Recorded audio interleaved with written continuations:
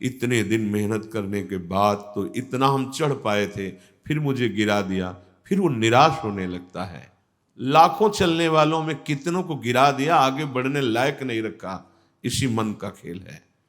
वो अंदर ही अंदर वो खोखला करके, निराश करके बस केवल जीने में लगा देता है। ऐसा लगने लगता है क्योंकि वो लक्ष्य की तरफ बढ़ना चाहता है और मन उसको फुसला करके ऐसे गिरा देता है कि वो निराश होकर देखता है अब क्या करूं। तो भयानक पीड़ा और कष्ट सहते हुए जानबूझकर हम अपना शरीर यहां छोड़ देंगे। जब इतना दृढ़ निश्चय हो जाएगा तो कोई हमें परास्त कर ही नहीं सकता। और गुरु कृपा पात्र जो चाल इसकी समझ गया, हर चाल पे वही वही लगाम खींच दी, बच गया बच गया। इस मन की ऐसी चाल है कि जरा सा असावधान साधक हुआ कि लक्ष्य से भ्रष्ट कर देता है। फिर यही मन निरुत्साहित कर देता है, विक्षिप्त कर देता है। इसी के कथनानुसार चले तो इसी ने भ्रष्ट कर दिया। भ्रष्ट का तात्पर्य होता है जो हम लक्ष्य पे चढ़ रहे हैं उससे नीचे गिर जाना। हमारा लक्ष्य है प्रभु की प्राप्ति, जितेंद्रियता, लेकिन ये मन कई तरह से हमें भ्रष्ट करता है। यदि हमारा किसी से कभी कैसा भी संबंध है, कभी ये प्रियता से भ्रष्ट करता है, कभी भय से भ्रष्ट करता है। सामने वाला प्रतिकूल न हो जाए, बहुत ये सावधानी की जरूरत है। ये कभी भय करके, कभी प्रियता दिखा करके प्रियालाल से विमुख मार्ग का अनुसरण करता है। फिर ये इतना जलाता है, इसी ने भ्रष्ट किया, इसी ने मार्ग से गिराया, और यही इतना जलाता है कि फिर निरुत्साहित कर देता है, भगवत मार्ग में चलने लायक नहीं रखता है। बहुत कृपा पात्र और सुजान उपासक वही है जो इस दुष्ट की दुष्टता को पहचानता रहे। बाहर कोई शत्रु नहीं है, बाहर कोई हमारा कुछ नहीं बिगाड़ सकता। हमारा बिगाड़ने के लिए पर्याप्त है हमारा मन। ये मन ही दुर्दशा करे, मन ही इतना नीचता किए हुए है कि हम बार बार शास्त्र की बात सुनते हैं, बार बार सत्य मार्ग पर चलने का उत्साह बनाते हैं, और ये दुष्ट ऐसी चेष्टा कराएगा, ऐसा संकल्प बनाएगा, फिर गिराकर निरुत्साहित कर देगा। जहां रति कर रहा है मन वहीं लगा देता है। निराश नहीं होना, इसकी चाल को पकड़ो। ये दो प्रकार से फंसाता है, प्रियता और भय से। बहुत मनन की हुई बात है। भयभीत तो होना मत, क्योंकि निश्चय कर लो कि मरना है, तो इससे ज्यादा भय क्या दे सकता है।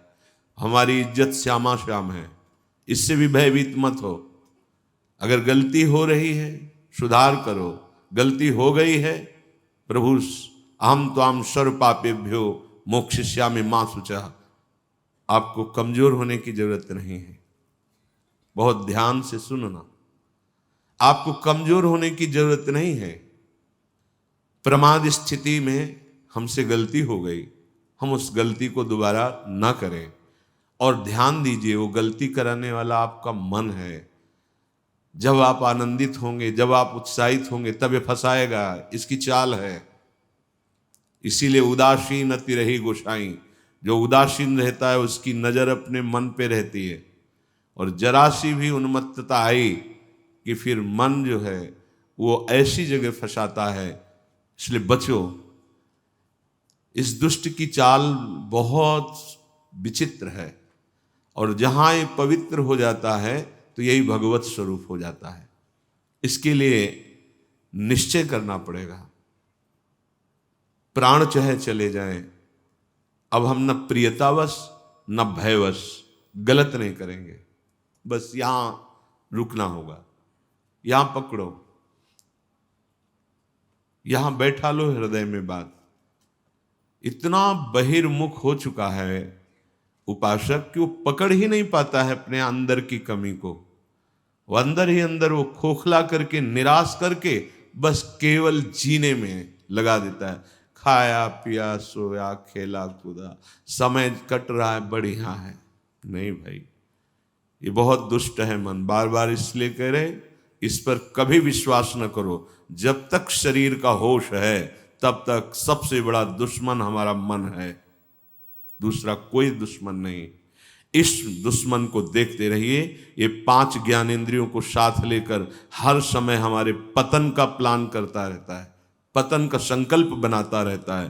ये बहुत नीच उतर गया है। इसे उच्च चढ़ाने के लिए जो नाम, जो मंत्र, जो आश्रय है, उसको इस कोट से लेना होगा कि यदि आप प्रसन्न नहीं हुई लाडली जी, तो भयानक पीड़ा और कष्ट सहते हुए जानबूझकर हम अपना शरीर यहां छोड़ देंगे आपके धाम में, पर आपके विपरीत आचरण नहीं करेंगे। प्रतिकूलस्य वर्जनम।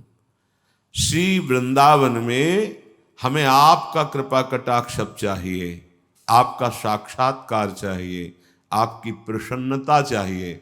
नहीं तो अपने जीवन को कष्टमय रखते हुए यहां प्राण त्याग देंगे। भाव समझो, जब इतना दृढ़ निश्चय हो जाएगा तो कोई हमें परास्त कर ही नहीं सकता। ये हमारा मन ही हमको परास्त करता है। एक बार नहीं, लाखों बार इसको देखा है। जहां भक्ति का आनंद उल्लसित हुआ, ताए निकल पड़ा, क्योंकि देख रहा है असावधान है। इस समय ये आनंदित है, असावधान है, और वो कहीं प्रियता या भय दिखाकर फंसा देता है। अब वो जो आनंद था वो गुप्त हो जाता है। जो एक उल्लास बड़ा था, फिर वो निराशा, फिर हताश।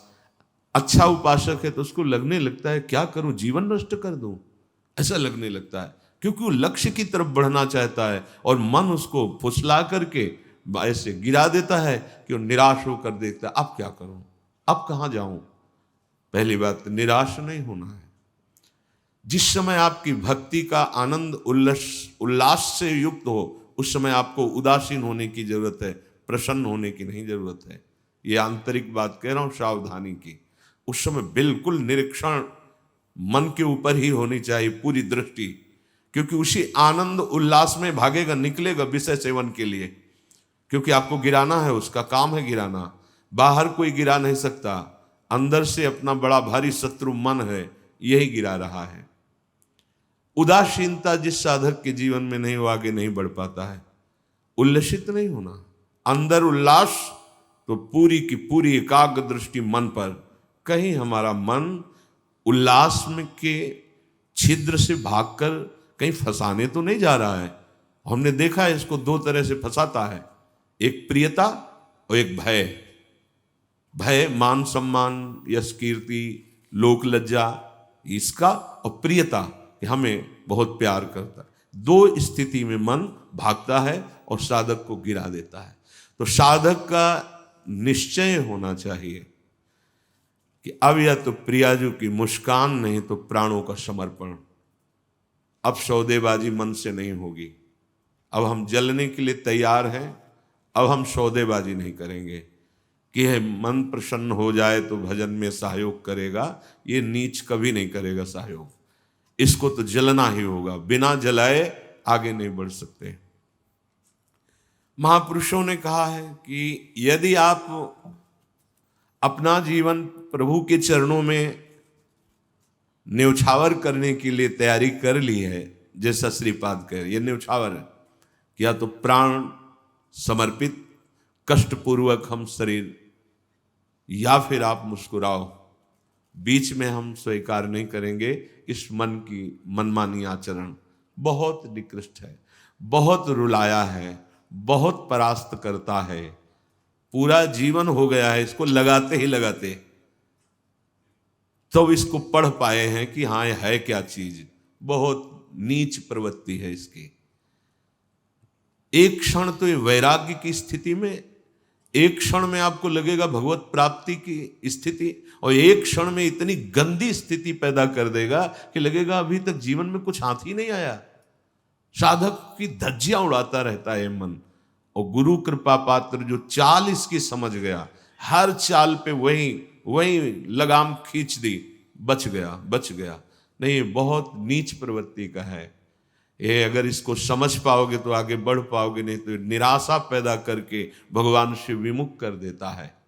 लाखों चलने वालों में कितनों को गिरा दिया, आगे बढ़ने लायक नहीं रखा। इसी मन का खेल है। तुम अपना जीवन प्रभु के चरणों में न्यौछावर कर दिए। अब उनकी कृपा की बाट जोहते हुए मस्त रहो। और ये मस्ती मन के निरीक्षण से युक्त बनी रहनी चाहिए। मन को ढील दिया ना जहां कि आज तो बहुत बढ़िया भजन हुआ, आज बहुत आनंद, वहीं निकल के फंसा देगा। यह अनुभव की बात है। आनंद की उमगन में इसके निकलने के चांस होते हैं। वो उसी जब साधक आनंद उमगन में होता है तब वो निकल कर किसी विषय में उसे बांध देता और उस आनंद को खा गया। जो आनंद उल्लास था अब वो पश्चाताप की आग जल रही है। अब फिर उसको लगता है इतने दिन मेहनत करने के बाद तो इतना हम चढ़ पाए थे, फिर मुझे गिरा दिया। फिर वो निराश होने लगता है। शोक, विषाद, दुख, क्लेश, कष्ट, संताप, भय, उद्वेग ये प्रदान करता रहता है। इसके सामग्री क्या है मन की? इसके अनुकूल चलोगे तो क्या देगा मन? कह रहे हैं शोक पक्का। पर पकड़ में तो है नहीं, ये बहुत खिलाड़ी है। खेल करके और ऐसे तदात्म में बैठा है, तदात्म में कि पीटोगे किसको?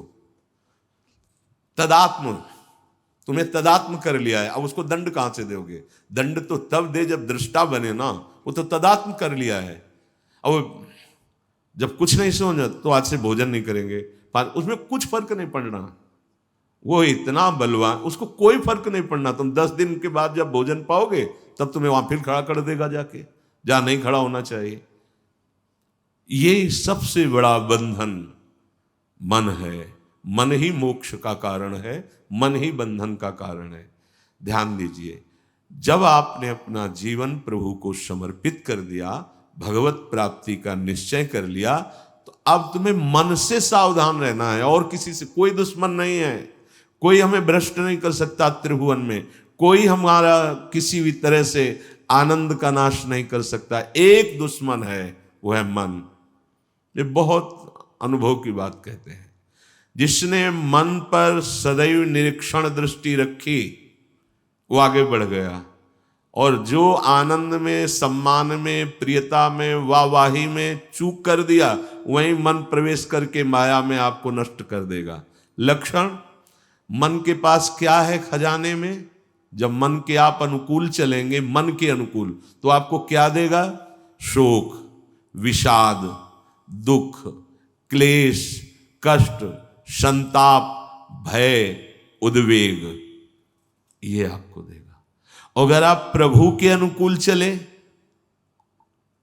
मन जितना आपको आकर्षित करे भोगों के, उसको डांट के उसकी बात ना सुनकर प्रभु के अनुकूल चले, तो इनमें से कोई भी दोष आपके अंदर नहीं रह जाएगा।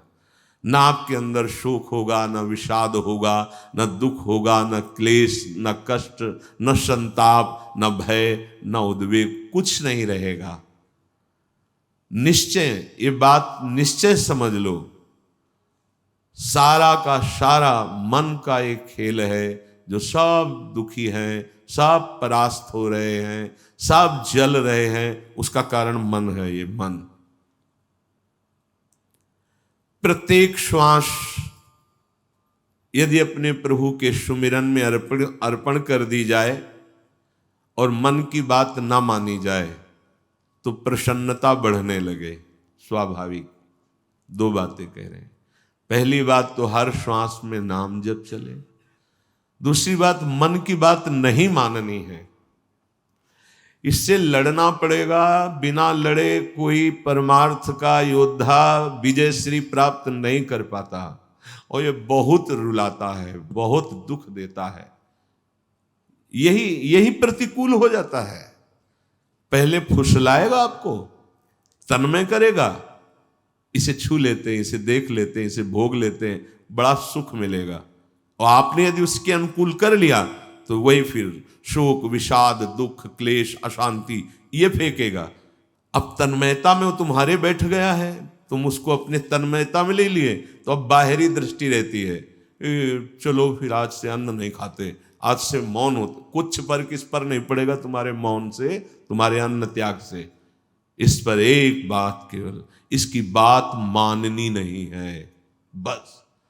इस हम ये सब करके देखे हैं, कई वर्ष अन्न जुबान में नहीं, आलू गुड़ जो मिला गांव, कुछ फर्क इस पे नहीं पड़ता, ये सब करके देखा है। बस चतुर सावधान वही जो हर श्वास नाम जप करके इसके खिलाफ रहता है। अब देख लो इसकी खिलाफत करना कितना कठिन बात है। मनोवेग है ये, इस वेग को जो सह गया उसको महात्मा, टूट गया वही दुरात्मा बना देता है। बहुत निंदनीय आचरणों से युक्त है मन। आप देख लो, अगर इसको सुधारना चाहते तो इसके खिलाफ कमर कसनी पड़ेगी आपको, जबरदस्ती इसको भजन में लगाना पड़ेगा और इसकी बात नहीं माननी होगी। नाम में बड़ी सामर्थ्य है। मतलब ये जो हम कह रहे हैं, अब कैसे तुम्हें स्थिति कैसे बताएं, ये बड़ी ऊंचाई से गिरा देता है मन। ये कोई छोटी मोटी शक्ति नहीं है मन। इंद्रियाणाम मनश्चास्मि, ये भगवत स्वरूप है। ऐसा खेल रचा गया है माया का, ऐसा रचना रची गई कि अगर इसका सपोर्ट ना करो तो जीना मुश्किल है। ध्यान देकर देखो, सारा खेल तो इसी के अंतर्गत, और सपोर्ट करो तो जीना मुश्किल है। अब निकलो इस खेल से, निकलो तो परम पद मिल जाएगा। बस जिसने नाम जपा, हरिराम व्यास जी एक पद में कहते हैं, नियंता पतितन को हरि नाम। यही हमारे अंदर कमी हो रही है, इसीलिए हम हार रहे हैं मन से। हम इन सब बाहरी बातों को कोई महत्व नहीं देते। एक है, केवल एक, वही अनेक रूप रखकर तुम्हारे सामने आ रहा है, छुपा छुपी का खेल खेल रहा है। ये अगर मान सम्मान प्रतिष्ठा है, नाटक है माया का, कुछ इससे नहीं होने वाला।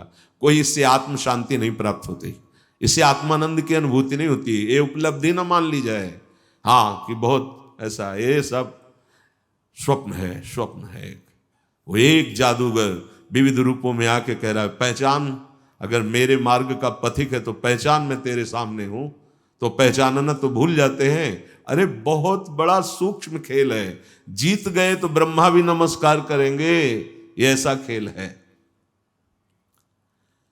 भगवत नाम में इतनी सामर्थ्य। हरिराम व्यास जी, नियंता पतितन को हरि नाम, उचरत ही मुह कुचरत कलिको, खोज न राखत श्याम, नियंता पतितन को हरि नाम। यदि श्वास श्वास, दो बातें भी पीछे बहुत ध्यान से सुनना। मन की बात नहीं माननी, इतनी सामर्थ्य आपको कहां से मिलेगी? बोले श्वास श्वास नाम जप करना होगा, इसी से विजय होगी। मन की बात नहीं माननी, वो हर समय विषय पेश करता रहता है। जैसे आप किसी होटल में बैठे हो तो पर्चा दे देते ना, आप बोलिए इसमें से क्या चाहिए, ऐसे हर समय पेश करता रहता है। पूरे त्रिभुवन में इसी का शासन चलता है, मन का। क्या चाहिए? आपने अगर किसी में भी दस्तखत कर दिए, शास्त्र विरुद्ध आचरण है, तो गिरा देगा आपको। बहुत होश में, बहुत होश में। वो होश तब माना जाएगा जब हर श्वास आपका नाम चल रहा है। जो ही नाम आपकी जिह्वा में हर श्वास चलेगा तो मुंह कुचरत कलि को, ये जो कलि अभद्र वर्णत सहस, ये कामादिक दोष, इन सबके मुंह को कुचरता है हरि नाम। इसीलिए और साधनों में प्रीति हो जाएगी, नाम जपने में नहीं होगी। और नाम जपने में हो गई तो आप जीत जाएंगे, जीत जाएंगे। हरस्य हरि नाम जपत जय। नाम आनंद प्रदान करते हुए आपको बचाता रहेगा, मन की चाल दिखाता रहेगा, उससे कैसे बचना ये युक्ति बताता रहेगा। खोज न राखत श्याम, फिर श्याम सुंदर की खोज नहीं करनी पड़ेगी। नाम चल रहा है ना, यही अब तुम धोखे में नहीं डाल सकते। किसी सूझ वाली आंख ने पहचान की, कण कण में झांकी भगवान की, मेरा प्रीतम सब रूपों में है। ये नाम आपको अनुभव कराएगा। नाम जप नहीं है तो कुछ नहीं होने वाला।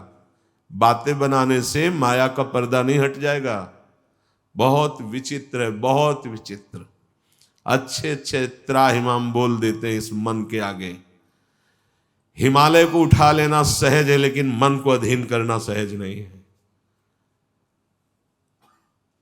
नाम भगवान में इतनी सामर्थ्य है, वो तुम्हें सामर्थ्य देंगे कि तुम मन को अधीन कर सकते हो। कर तुम अकर तुम अन्यथा कर तुम, सर्व सामर्थ्यशाली भगवान को अधीन करने वाला नाम है नाम। ये ऐसा नाम है, इसे कोई भी चुरा नहीं सकता। चोर मध्य या मित्र, ब्रह्म गुरु दारा सुत आराम। चोरों के बीच में भी हो तो चुरा नहीं सकता नाम को। कोई मित्र हो तो हिस्सेदारी इसमें नहीं कर सकता।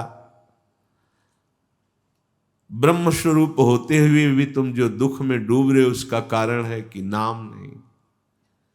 गुरुदेव कृपा करके तुम्हें नाम दिए हैं, नाम जप में तुम्हारी प्रीति नहीं, इसलिए दुर्दशा है। मूर्तिमान ब्रह्म, मूर्तिमान गुरुदेव कृपा समुद्र है, अगर नाम जप नहीं है तो आप सुख का अनुभव नहीं करेंगे। तो नाम ऐसी वस्तु है कि जो चाहे चोरों के बीच, ये चोर ही है काम क्रोध लोभ मोह मद मत्सर, और चाहे मित्र के बीच में हो, ये नाम आपको सुरक्षित रखेगा। कोई भी आपको मित्रता के द्वारा नहीं फंसा सकता, ना कोई ठगी कर सकता है इस नाम की। ये ब्रह्म स्वरूप है, ये गुरु स्वरूप है। और जैसे गृहस्थी में हर सुख पुत्र पत्नी आदि के द्वारा प्राप्त होता है, जिसने नाम को अपना सब कुछ मान लिया तो नाम सर्व सुख दाता है, उसको फिर किसी और की जरूरत नहीं रहती। जैसे घर परिवार में आदमी आता है, बच्चों के साथ हंसता खेलता है, उसे सुख मिलता है, नाना प्रकार की गृह सामग्री देखकर हर्षित होता है। उपासक के हृदय में सर्व सुख प्रदान करता है नाम। नाम नाम ही उसे पुत्र की तरह दुलार करता है, नाम ही पिता की तरह पालन करता है, नाम ही अद्भुत शांति प्रदान करता है। अघवंतन हरि बोलत ही भगवंत दियो निज धाम। चाहे जितना बड़ा कोई पापी हो, यदि हरि नाम उच्चारण करता है तो भगवान के धाम को प्राप्त होता है। पर बस ध्यान देना है, दो बातें, मन की माननी नहीं है और नाम छोड़ना नहीं है। अगर नाम जप कर रहे हो, ये अनुभव की बात कह रहा हूं, इसलिए कोई प्रश्न की गुंजाइश नहीं।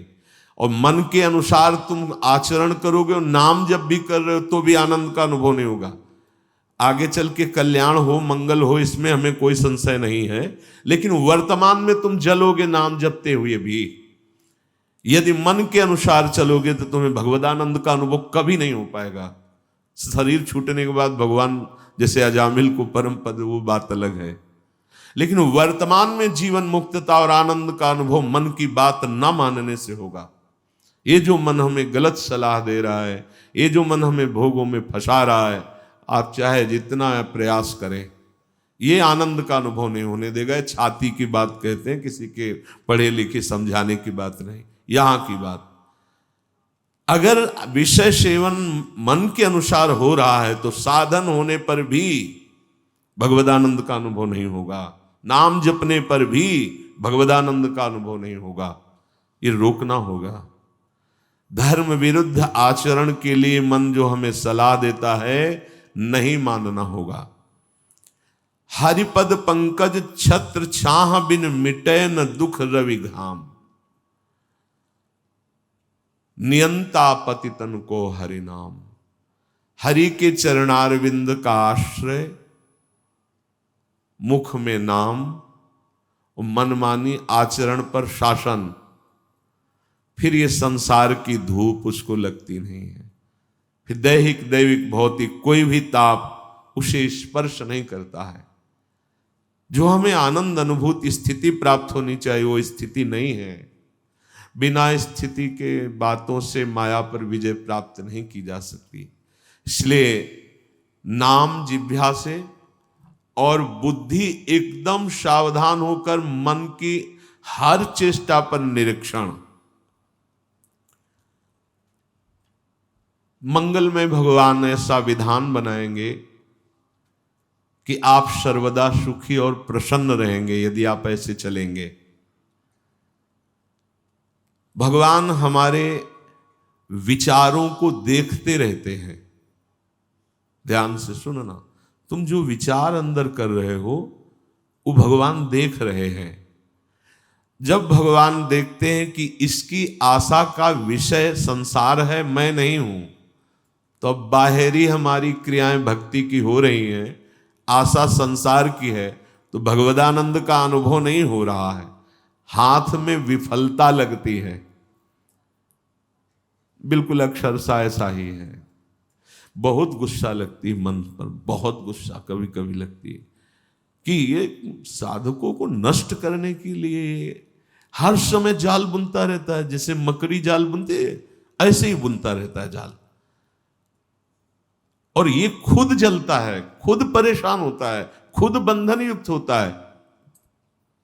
यही बड़ा विचित्र खेल इस मन का, बड़ा विचित्र। महीना 2 महीना हो तो लड़ ले, पूरे जीवन लड़ना, तभी परम पद प्राप्त होता है।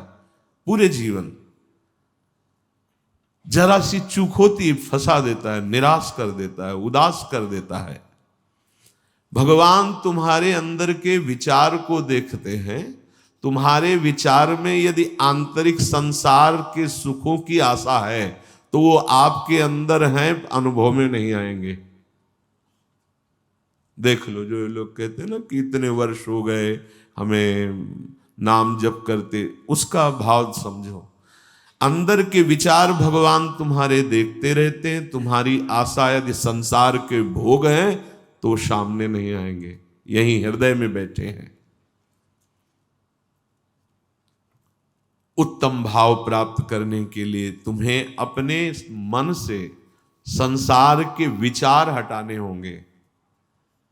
ये जो भगवत चर्चा है, भगवान की लीला कथा है, इसमें इतनी सामर्थ्य कि आपके विचारों का परिवर्तन हो जाएगा। शृण्वतां स्वकथा कृष्ण पुण्य श्रवण कीर्तन हृदयंतस्थो हृभद्राणि विधुनोति सुहृत्सताम। भगवान श्री हरि श्री कृष्ण का जब यश सुना जाता है, नाम महिमा, गुण महिमा, लीला कथा, पुण्य श्रवण कीर्तन शताम साधूनाम सुहृत हितकारी भगवान श्री कृष्ण स्वकथा स्वकीय गुणानाम कथा शृण्वताम श्रवण परायणानाम अंतस्थ हृदय स्थिता। भगवान श्रवणेन्द्री के द्वारा जाकर उसके हृदय में स्थित हो जाते हैं। भगवान की कथा पुण्य श्रवण कीर्तन परम पुण्य प्रदान करने वाली है। जब हम कानों से भगवान की कथा सुनते हैं, नाम महिमा सुनते हैं, तो भगवान कानों से हमारे हृदय में जाकर प्रकाशित हो जाते हैं। भगवान श्री कृष्ण स्वकथा स्वकीय गुणानाम कथा शृण्वताम अंतस्थ हृदय स्थिता। जहां वो हृदय में गए तो सन हृदय स्थितानि अभद्राणि दुर्व्यसन रूपाणि अशुभानि विधनोति विनाशयति दूरी करोति। भगवान श्री कृष्ण कथा सुनने वालों के हृदय में श्रवणेन्द्री के द्वारा जाते हैं और सब व्यसन, सब दुर्वासना, सब पाप कर्म जो हुए उनका नाश कर देते हैं। हृदय स्थितानि अभद्राणि दुर्व्यसन रूपाणि अशुभानि विधनोति विनाशयति। केवल कथा सुनने मात्र से हमारे विचारों का परिवर्तन। बहुत सुंदर बात, भगवान सदैव आपके विचार देखते हैं अंदर के। जब आपके विचार संसार के भोगों के होते हैं, संसार की आशा होती है, तो वो आपके सामने प्रकट नहीं होते हैं, बहुत समय साधन करते हुए भी प्रकट नहीं। तो अंदर के विचारों का परिवर्तन कैसे हो? तो बोले कानों से खूब भगवान की कथा सुनो, प्रभु के नाम महिमा, रूप महिमा, लीला, धाम, गुण, ये सुनोगे तो श्रवणेंद्री से भगवान हृदय में जाएंगे, और भगवान हृदय में जाकर सारे व्यसन, अशुभ, पाप, इन सब को नष्ट कर देते हैं। जो अभद्राणी हैं, दुर्व्यसन रूपाणी हैं, अशुभानी हैं, वो विधनोति विनाशयति, हृदय को निर्मल कर देते, अर्थात हृदय के विचार अब भगवत स्वरूप होने लगते हैं। पिबन्ति ये भगवत आत्मनः सताम कथामृतं श्रवणपुटेषु संभृतं पुनन्ति ते विषय विदूषिताशयम् ब्रजन्ति तच्चरण सरोरुहान्तिकम्। ये जना सताम भक्तानां मुखात्, जो जन सदैव भक्तों के मुख से भगवता श्री कृष्ण कथामृतम कथा सुधम श्रवण पुटेशु, जो जन भगवान के प्रेमी भक्तों के मुख से भगवान की महिमा चर्चा सुनते रहते हैं, तो ते विषय दूषित आशयम, विषय ही विशेषेण दूषितम मलिनीकृतम, अर्थात जो मन हमारा सदैव विषय चिंतन करते हुए मलिन हो गया था, जहां हम भगवान के प्रेमी भक्तों के मुख से चर्चा सुनी तो भगवान उसके हृदय की वासनाएं नष्ट कर देते हैं। कथा का बहुत बड़ा प्रभाव है। धुंधकारी ने कोई और साधना नहीं की थी, केवल 7 दिन एकाग्र चित्त होकर श्रीमद् भागवत की कथा सुनी तो पार्षद स्वरूप होकर के विमान में बैठकर गोकर्ण जी के सामने वो भगवत धाम को गया। रत्नावती जी ने और कोई साधना नहीं की थी, केवल भगवत चर्चा सुनी। प्रभाव से उनको नाभाजी महाराज ने भक्त भूप कहा है। ऐसा त्याग महारानी होते हुए, सम्माननीय होते हुए मुंडन करा के बैठ गई संतों की सभा में, कोई भय नहीं। भगवत कथा विषय वासनाओं से मलिन अंतःकरण को बहुत जल्दी शुद्ध करती है और हरि के चरण कमलों का अनुभव होने लगता है कि प्रभु के श्री चरणारविंद हृदय में विराजमान।